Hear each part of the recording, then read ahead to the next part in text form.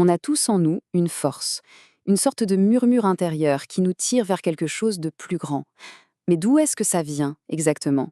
C'est ce qu'on va explorer aujourd'hui en plongeant dans les enseignements de la mère sur ce qu'elle nomme l'aspiration.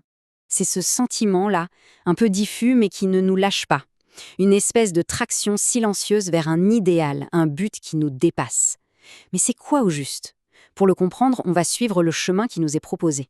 Notre parcours va se faire en 4 temps. D'abord, on va essayer de nommer cette fameuse aspiration cachée. Ensuite, on verra comment l'activer, avec 2 leviers qui sont étonnamment simples. Puis, on se posera une question un peu plus difficile. Est-ce que cette étincelle existe vraiment en chacun de nous? Et enfin, on verra que même quand on ne s'en rend pas compte, eh bien le progrès, lui, continue son chemin. Allez, première étape, essayons d'identifier cette force. C'est quoi cette aspiration fondamentale qui semble sommeiller au plus profond de nous? Et voilà l'idée centrale. D'après la mère, au cœur même de notre être, il y a une partie de nous qui, tout naturellement, aspire à quelque chose de plus vaste, qu'on appelle ça le divin, la perfection ou la vérité ultime. C'est une constante, une force de la nature en nous, qu'on en soit conscient ou pas du tout. Pour mettre un nom sur cette partie de nous, le texte emploie l'expression « être psychique ». Ce n'est pas la personnalité de tous les jours, c'est plutôt le noyau intérieur, cet intermédiaire qui reçoit et qui transmet cette influence plus subtile et qui nous pousse à évoluer. C'est vraiment le siège de cette aspiration. D'accord? Donc cette aspiration existe en nous. Mais la question c'est comment la ressentir plus clairement? Comment y participer activement? Eh bien la mère propose 2 leviers extraordinairement puissants et surtout accessibles. L'enthousiasme et la gratitude. Réfléchissons-y une seconde. Ce ne sont pas juste des émotions. Non, ce sont de vrais outils. L'un nous catapulte hors de nous-mêmes par la passion. L'autre nous ouvre grand les portes par la reconnaissance. Et leur point commun, leur super pouvoir, c'est de nous libérer de la petite prison de notre ego. Voilà un exemple parfait de l'enthousiasme en action.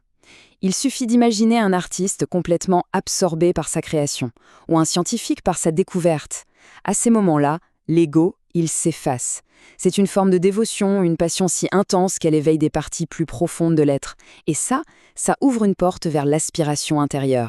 Le deuxième levier, la gratitude, c'est la capacité à voir la merveille qui se cache dans notre quotidien. Ce n'est pas juste un merci poli, c'est un sentiment profond de reconnaissance pour la beauté, pour la grâce qu'on peut trouver derrière les plus petites choses de la vie. C'est une chaleur qui ouvre directement le cœur. Voilà le secret en quelque sorte. L'enthousiasme et la gratitude ne sont pas de simples émotions. Ce sont des portails. Ce sont les 2 chemins les plus directs pour se connecter à cette part la plus profonde, la plus vraie de nous-mêmes. Alors, maintenant, on va aborder une question un peu plus délicate. Si cette aspiration est si fondamentale, est-ce qu'on la retrouve vraiment partout? Partout, sans aucune exception. C'est une question qui peut déranger, c'est sûr, mais elle est essentielle. Qu'en est-il de ceux que l'on considère comme monstrueux, comme l'incarnation même du mal? Est-ce qu'il peut rester, ne serait-ce qu'une petite étincelle de lumière, même là? Et la réponse, elle est d'une clarté et d'une puissance incroyable. Oui, absolument. Même dans ce qui nous paraît le plus sombre, le plus dévoyé, il reste un point sensible, un petit endroit qui peut encore être touché. Personne n'est jamais totalement coupé de son origine divine, même si tout le reste de l'être est, disons, en pleine rébellion contre elle.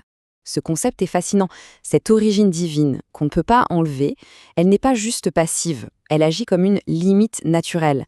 Ça veut dire que le mal, aussi extrême soit-il, ne peut pas devenir infini.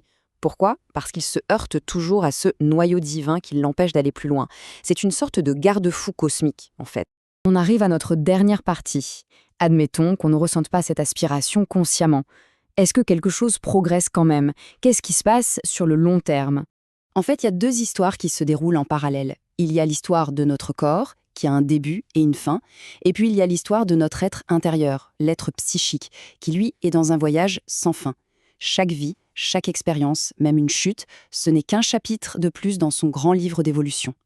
Le mouvement de fond, lui, va toujours vers le haut, même si à notre petite échelle, on a parfois l'impression de reculer. Et c'est là que réside tout notre pouvoir. Le progrès est inévitable, mais sa vitesse, elle, ne l'est pas. Le texte est clair, la liberté nous est laissée de participer consciemment à ce grand mouvement, de l'accélérer. On n'est pas juste des passagers, on peut choisir de devenir les pilotes de notre propre évolution. Notre exploration se termine ici. Et la vraie question, finalement, ce n'est pas est-ce que cette aspiration existe, mais plutôt comment est-ce que je vais la nourrir aujourd'hui? Par le feu de l'enthousiasme ou par la douce chaleur de la gratitude? Le choix nous appartient à chaque instant.